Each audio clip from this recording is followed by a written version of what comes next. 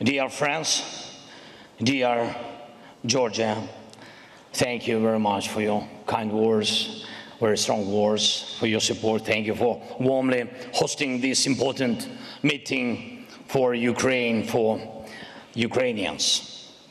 Dear Ursula, Antonio, Friedrich, Peter, Donald, Eddie, Pedro, Dick, Rosen, Petri, Christian, Kyriakos, Miloiko, all the leaders and all the participants of the conference and all who stand with Ukraine today. Thank you so much.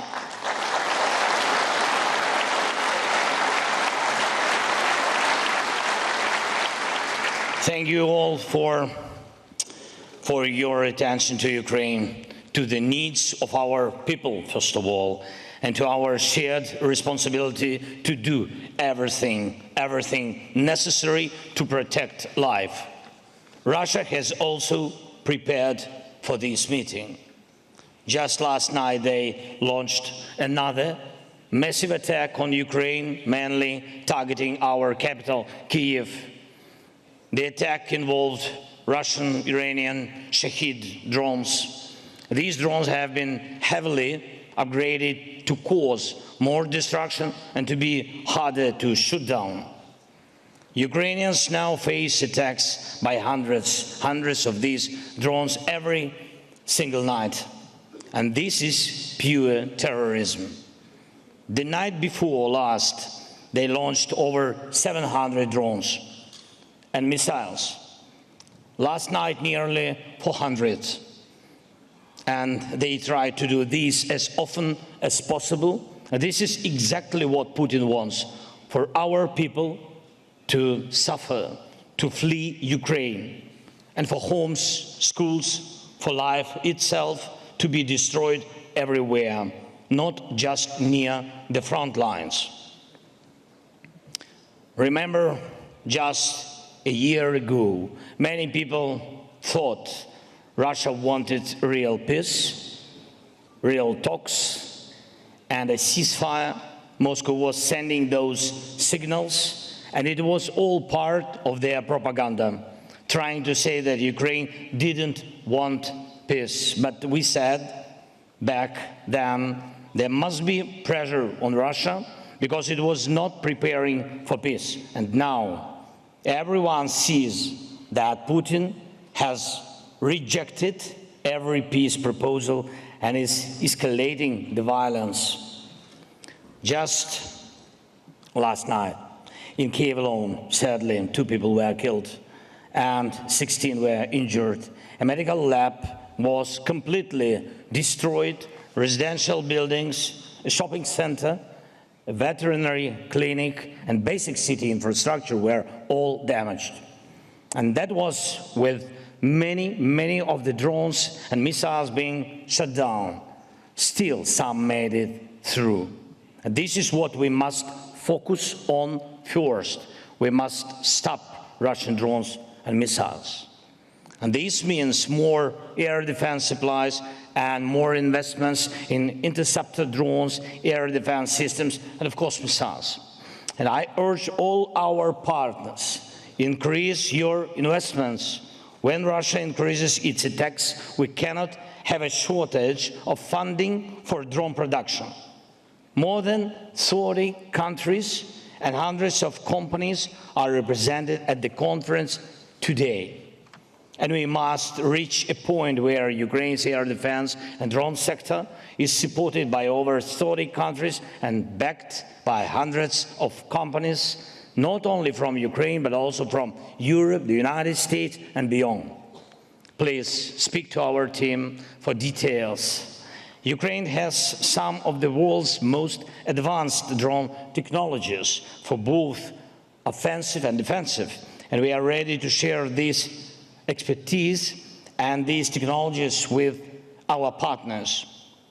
Ukraine needs investment, you need skills, you need technology, and everything we are building now to protect Ukraine will also help protect you.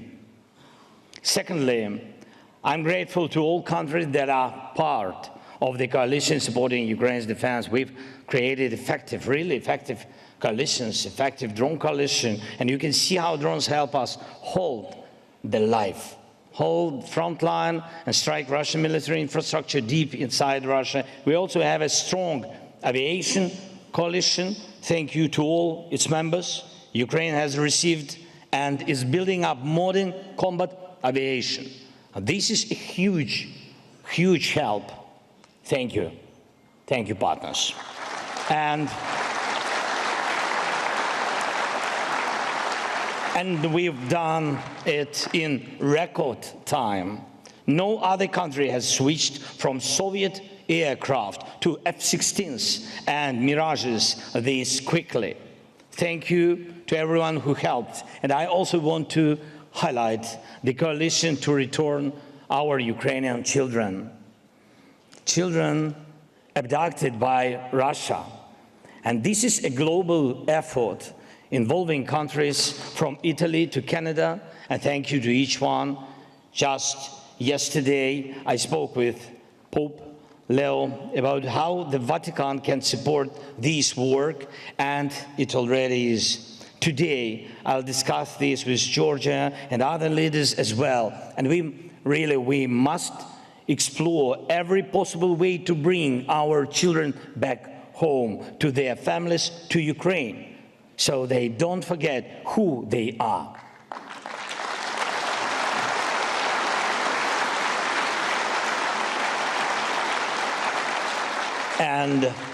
And where they come from, and so they are not used against Ukraine in war or sabotage when they grow up.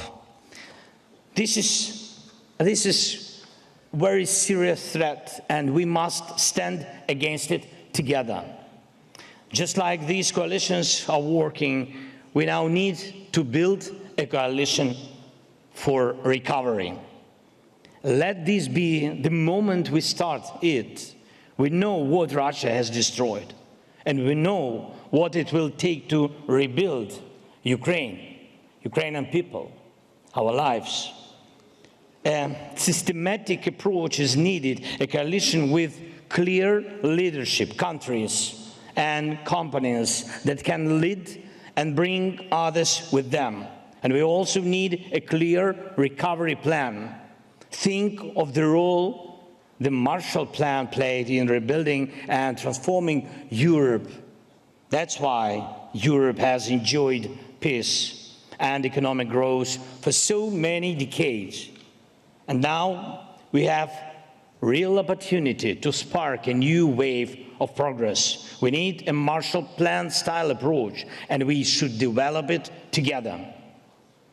Rebuilding Ukraine is not just about our country. It's also about your countries, your companies, your technology, your jobs. The way we rebuild our country can also modernize your infrastructure and industries. And I ask you to support the Recovery Coalition and help define specific financing mechanisms. We must clearly agree that frozen Russian assets should go toward Ukraine's recovery.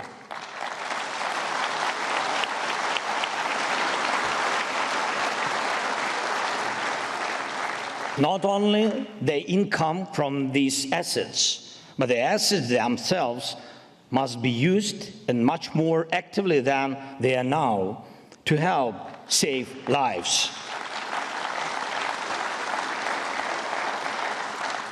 And we also need a clear system for reconstruction, a special recovery fund, and financing at different levels for Ukraine's national budget and for local communities. And we are very, very open to working with any business that can support our strengths, production, logistics, and of course, rebuilding. And let me emphasize one more thing. In this joint recovery project, we will only welcome true partners, those who are not helping Russia continuing this war.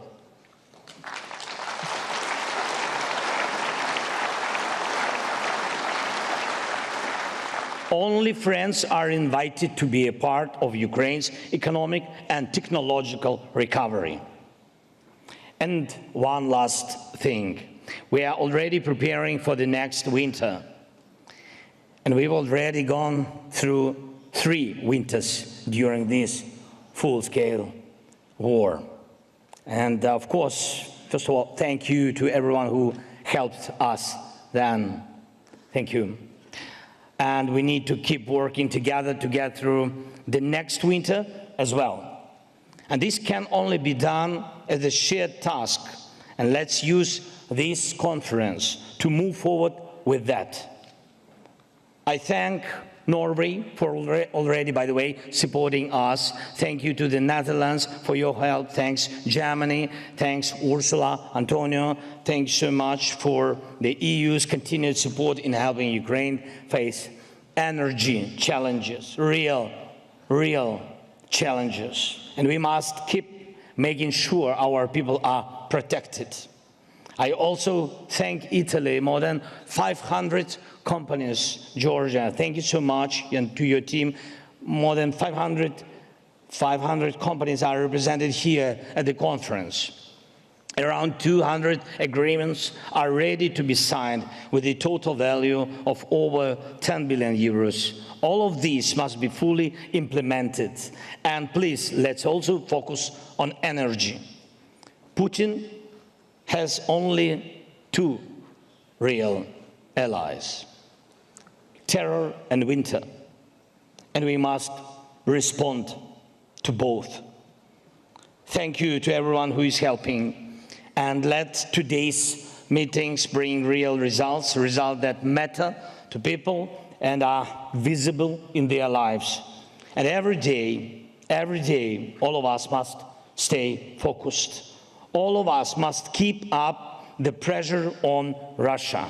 All of us must keep working for defense so that we can bring a real ceasefire as soon as possible, that our drones go to our shared arsenals, that our technologies serve recovery and real life, that we create and start implementing a reliable recovery plan, that our children and our people return home to Ukraine. Let's do everything we can.